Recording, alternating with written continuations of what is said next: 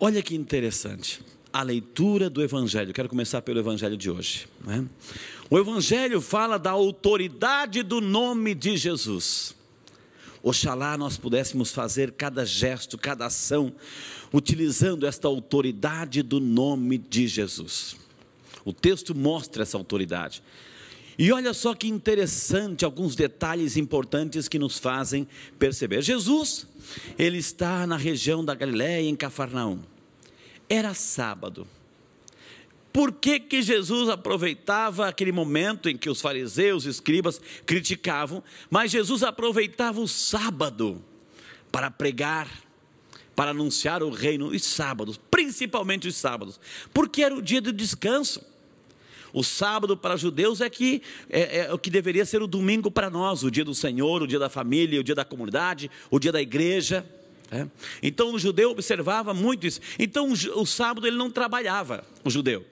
Então ele estava livre para ir na sinagoga, ele ia. Então era o dia que Jesus podia contar com a maior quantidade de pessoas. E lá entrou Jesus numa sinagoga para pregar, para anunciar e testemunhar a palavra de Deus. E olha só que interessante o detalhe dessa leitura. Quem é que estava na sinagoga? Quem é que estava na sinagoga? Quem é que estava ali na sinagoga? Um homem possuído por um espírito impuro. Onde é que ele estava? Onde é que ele estava? Estava lá fora? Não, ele estava na sinagoga, ele estava lá dentro. Aquele homem, certamente era um homem que procurava uma cura interior, que procurava essa libertação. Ele estava na sinagoga, ele frequentava a sinagoga. E era, mesmo estando na sinagoga, ele tinha um espírito impuro. Ele estava possuído. Isso nos faz pensar em alguma coisa muito séria para mim e para você. Ele estava no interior da sinagoga quando Jesus foi lá. Não era um homem que não tinha uma vida de oração, uma vida espiritual. Ele tinha, mas ele estava atormentado. Às vezes também pode acontecer com a gente. Somos pessoas de fé, acreditamos em Deus, somos pessoas que gostam de participar, gostamos de participar, mas às vezes olha só a sutileza do inimigo. A sutileza do inimigo, às vezes ele usa as pessoas de fé, às vezes ele também usa as pessoas de Deus. Às vezes assim, a gente pensa que está livre por participar, enfim, mas às vezes o nosso coração está atormentado de tantas impurezas, como aquele homem que estava lá na sinagoga, estava atormentado de impureza, e quando Jesus chegou perto, eles se manifestaram e reconheceram o poder de Jesus. O que queres de nós, Jesus Nazareno? Eu sei, nós sabemos quem você é o Santo de Deus. Jesus, preste muita atenção no que eu vou dizer agora. Jesus, ele não dá trela para o inimigo.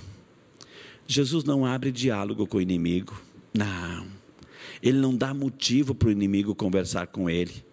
Ele não potencializa diálogo com o inimigo. Ele não dá chance.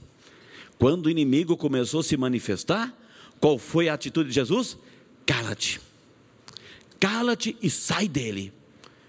Jesus não dá trela, não dá espaço para o inimigo se manifestar, não deixa. Não deixa. Olha só algumas coisas que começamos a pensar. Se a gente der espaço para o inimigo agir, a gente tem que cortar o mal pela raiz. Se a gente começa a entrar num movimento dilacerador e destruidor, dando espaço para, olha como é a ação do inimigo, para fofoca, para intriga, para inveja, para ciúme, para maledicência, é onde o inimigo vai entrar. Se a gente der trela para isso, se a gente dar espaço para isso, ele cresce. E é isso que ele quer. Ele quer crescer em nosso coração. Ele quer tomar conta de nossa vida. E ele usa esses artifícios para crescer. E nós temos que agir como Jesus. Cala-te, sai dele, não deixe o inimigo entrar. Não dê motivo, afaste-se dessas situações, das situações na sua vida que vão permitir com que o inimigo cresça. Não deixe isso acontecer. corte o mal pela raiz, usando sempre o poder da autoridade de Jesus, porque o inimigo usa, inclusive as pessoas de Deus. O inimigo quer entrar no coração das pessoas de fé. Eu sei que você tem fé, eu sei que nós temos fé, nós acreditamos, mas se a gente não ficar atento, o inimigo entra e dilacera o coração, semeando destruição, semeando infidelidades, intrigas, traição, adultério, imoralidades, mesmo nas pessoas de fé. Cuidado! Eu sou uma pessoa de Deus, eu sou uma pessoa de igreja, eu sou uma pessoa de Eucaristia, eu estou livre, oxalá, mas não está, não estamos.